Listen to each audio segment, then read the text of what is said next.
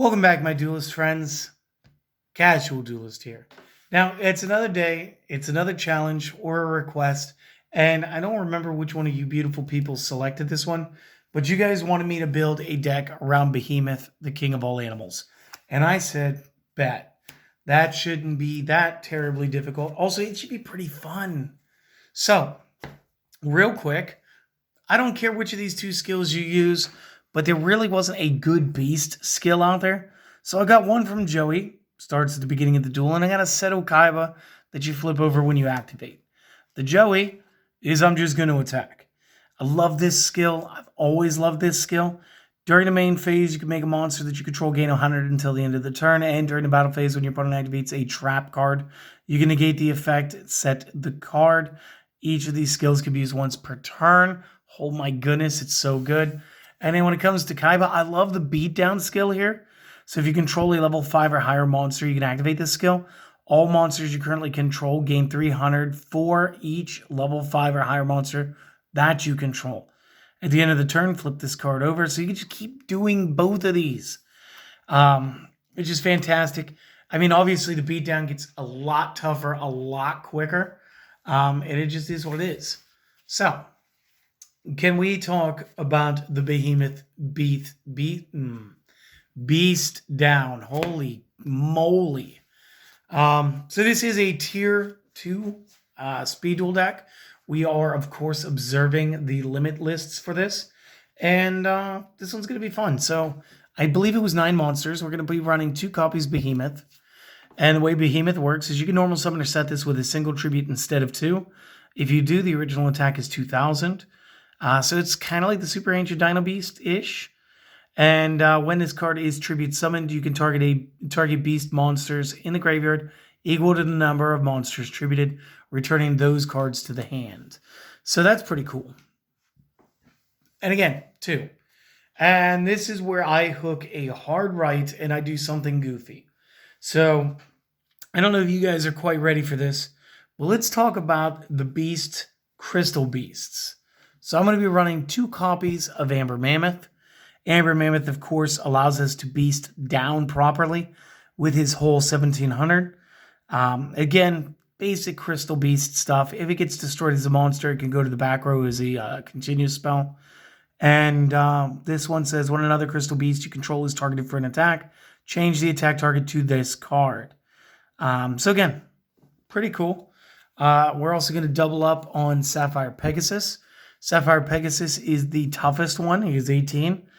When summoned, you can place a Crystal Beast from the hand, deck, or grave into your spell trap zone as a continuous spell. And then, of course, if he's destroyed, he can go back there too. And then we're going to round out our monsters with 3 Topaz Tigers. So just a little gem engine here of sorts. And this one, if it attacks an opponent's monster, will gain 400 attack during the damage step only. Same deal. If destroyed as a monster, back row he go. And again, it's fast, it's kind of coherent, and I don't know of anybody else doing this right now. And this might be another thing. Like, hey, if we can get like 40 likes on this video, we will build another deck for this one to fight. And then we'll show you guys how it does. Moving into the spells, 1 Book of Moon, obvious reasons. 1 Cosmic Cyclone, obvious reasons. 2 copies of Crystal Promise. Maybe this one isn't as obvious, guys. Target a Crystal Beast that's in your spell trap zone and special summon that guy. So when you start off with Pegasus, you can go Pegasus into Tiger, into Crystal Promise to move Tiger forward, and then Tiger takes out the Breaker, the Charging Gaia, or whatever was it, like an 1900, and allows you to just start rampaging, okay? This is very easy, very simple things. And then, of course, 1 copy of Crystal Release, because for our Crystal Beasts, this is a plus 800. And then when this is sent from the field to the grave, you can place a Crystal Beast from the deck into the zones. You don't have to. So play that effect by ear as you go. The rest of the spell lineup is pretty simple. Night Beam, Offerings to the Doomed, and Shrink. Moving into the traps, this is where things get fun again. We have a copy of Crystal Conclave, because, you know what, this is actually a really cool one of. Once per turn, if a face-up Crystal Beast monsters you control is destroyed by battle or card effect, you may special summon a Crystal Beast from the deck. You can send this face-up card from the field to the graveyard, then target a Crystal Beast card you control and one card on the field. Bounce both of those to the owner's hand. You may not activate these effects in the same chain, but that does mean that you can activate them in the same turn. So do keep that in mind. One copy Crystal Raigeki. I almost said Raigekai. I remember that. Send one Crystal Beast from the Spell Trap Zone to the graveyard. Target a card the opponent controls. Outright destroy it. Again, instead of having like an extra Cosmic Cyclone tucked away in my side deck, I felt like the Crystal Raigeki in the main was actually going to be the better play here. Plus, once it's down, it's activatable like whenever, or should be activatable whenever.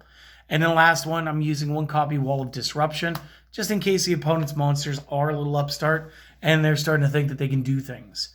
Again, it's low on the traps in case that one Jinzo pops out. We're not really worried about Jinzo at all with these 3 cards.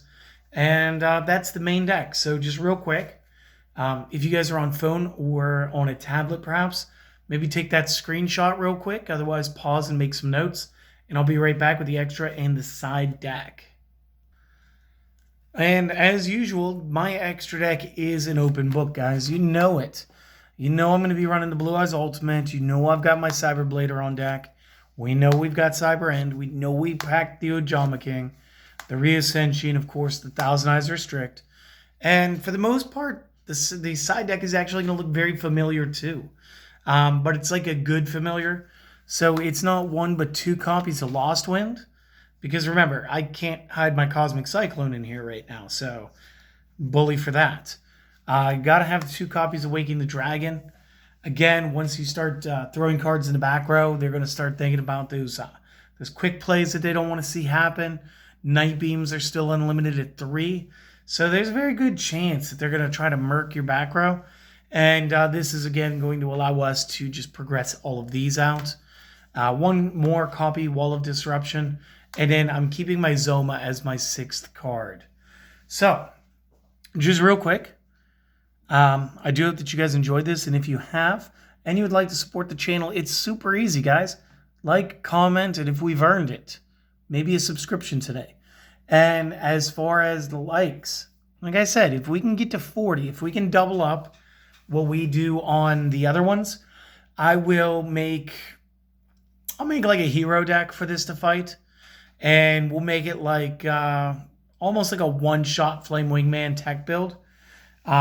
Because that's going to lead into some news with our coming up loot report. So good news on the way, my friends.